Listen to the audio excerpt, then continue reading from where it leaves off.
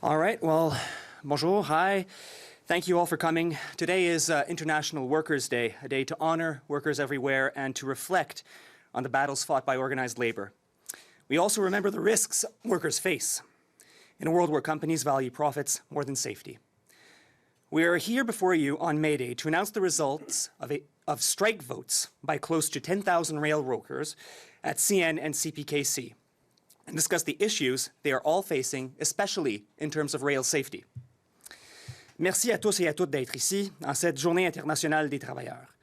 Nous sommes ici pour annoncer les résultats de vote de grève au CN et au CPKC, impliquant plus de 10 000 travailleurs et discuter des enjeux dont ils font face, surtout en termes de sécurité ferroviaire. With us here today is Paul Boucher, President of the Teamsters Canada Rail Conference, who is leading up negotiations at CN.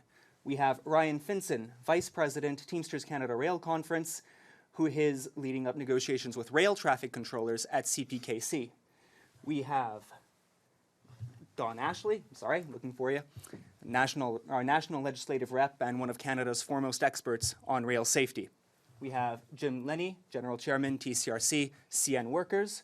We have Dave Fulton, General Chairman, CP Workers, who's leading up negotiations at CP. And finally, nous avons Jean-Michel Allais, qui représente des travailleurs tant au CP qu'au CN, en termes de président général, qui saura répondre à vos questions en français.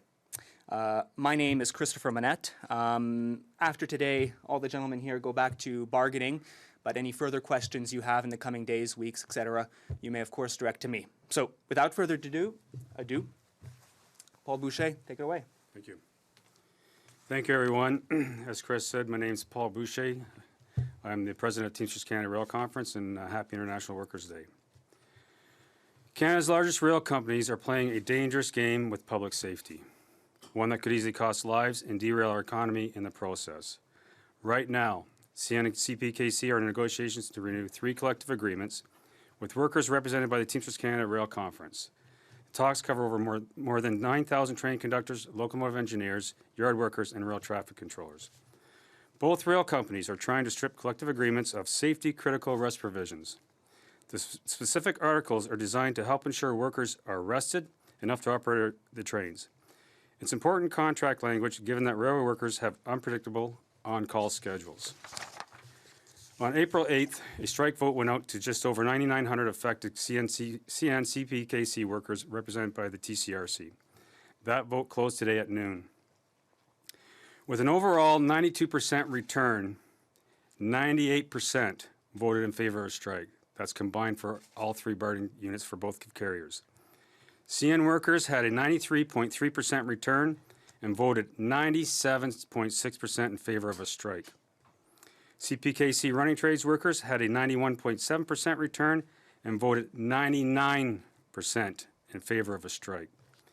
And finally, CPKC rail traffic controllers had 96.6% return and voted 95.3% in favor of a strike.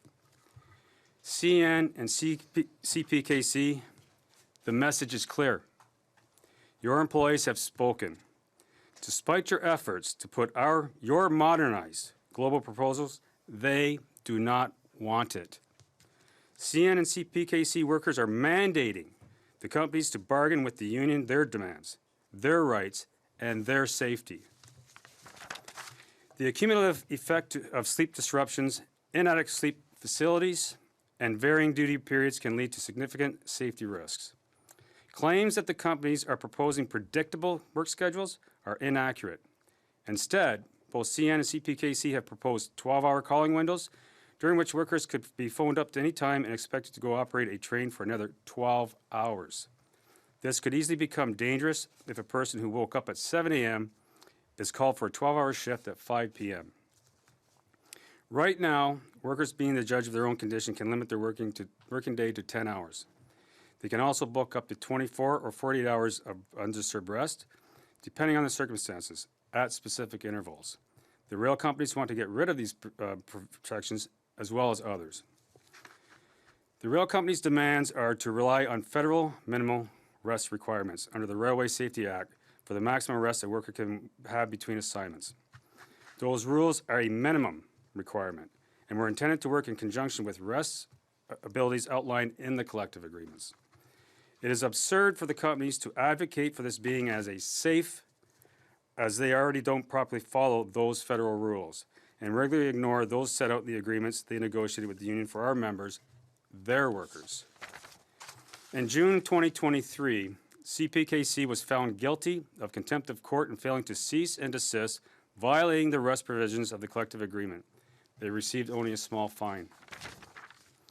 The company's intentions are to squeeze more out of their employees because they can't find enough people to operate traffic control trains.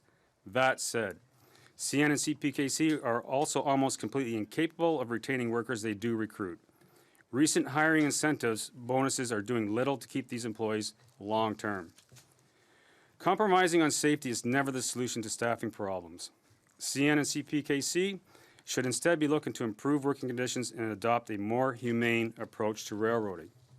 For example, rail traffic controllers, which we call RTCs, at CPKC are chronically 25% understaffed. RTCs coordinate the safe movement of trains, both passenger and freight, across a company's network. Despite their critical importance to the railroad, there has been a net hiring loss since 2021 because of an overly toxic work environment at CPKC. CN and CPKC claim they care about the Canadian economy. They promote a work stoppage will be detrimental to the Canadian economy, yet it is CN and CPKC who have initiated the legal process towards a potential labor disruption. Both companies have colluded and filed with the Minister of Labour simultaneously to commence that process. The Teamsters Canada Rail Conference has maintained from the beginning, we are here to negotiate. However, all three bargaining committees continue to see little to no engagement from the companies at the negotiating table. A settlement cannot be reached alone, so it appears the company's strategy is continuing as planned. To be clear, any work stoppage will be at the fault of the companies, not the union nor its workers. We will protect our members' rights if necessary. A simultaneous work stoppage at both CN and CPKC would disrupt supply chains on a scale Canada has likely never experienced. This has not been and never will be the Teamsters strategy, though we can't be sure the same is true for the companies. CN and CPKC appear to be playing a dangerous game, hoping to force Ottawa to interfere in the bargaining process and do what we will never do, compromise on safety. They are aware, however, that the federal government states they will only intervene as a last resort. The demands from CN and CPKC at the bargaining table are astonishingly similar. It has become abundantly clear that both companies are colluding in hopes of undermining our defense of their workers, our members, and public safety. The Teamsters hold contracts with over 3,000 employers across Canada. And over 90% of the time, we reach negotiated settlements and avoid disputes. However, CN and CPKC are among a short list of problem companies whose bargaining strategies have consistently led to massive work stoppages. The earliest a work stoppage could occur is May 22nd. We continue to work closely with the federal conciliators, but the concessions CN and CPKC are demanding will put our members, their workers, and public lives at risk and are non-starters for the Teamsters. Thank you. We'll take questions. I'm sorry, I can't hear you. Sorry, is that the biggest issue right now at the table, the sleep requirements, or anything else that you're hoping to get concessions from? The companies are trying to get concessions on aspects. They claim that they want to have a modernized agreement, but actually that will put us back decades. Our members have articles within their collective agreement that protect their rights to mitigating their fatigue, and they want to strip that. And the only reason why they want to do that is about availability. They want to push the availability of their employees more and more all the time, having them work more and more as much as they possibly can. And you said that it's not your intent to have a national rail strike, implying that you don't want to call a strike vote at the same time for both CP and CN, but you're not sure that the companies might lock both of them out. Can you just confirm that that's I heard that correctly? And has this been threatened by CP and CP and CN that they might lock out employers if there's no deal come May 22nd? Well, we're not aware of the company's intentions whether to lock us out. Let's say that the last bargaining cycle for CPKC, the company did serve notice of lockout. So their intentions, you'd have to ask them, right? And I'm sorry, what was the rest of your question? Sorry, I just wanted to confirm that you're saying that it's not your intent to have both to have workers at both companies go on strike at the same time? Our intention from day one back in the spring when we started bargaining was to bargain. We wanted to reach a negotiated settlement. It is the companies that have not wanted to bargain with the union. They have been focused from day one to try and gut our collective agreements, remove our safety aspects in our collective agreement so they can get more availability out of their employees. We have told them from day one back in the fall, bargain with our demands, we're here to bargain, let's move forward. But they have resisted doing that. And for questions online, please use the raise hand function now. S'il vous plaît, levez la main si vous avez une question en ligne.